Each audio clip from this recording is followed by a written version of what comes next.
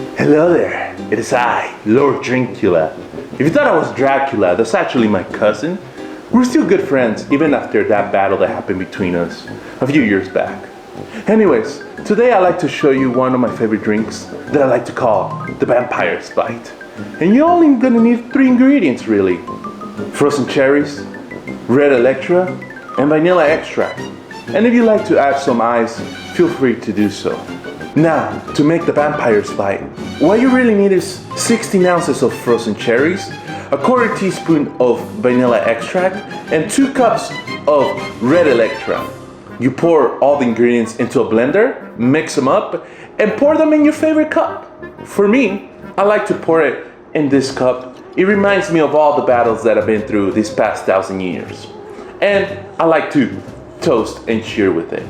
I hope you get to try this at home and you have a good and safe Halloween. Cheers.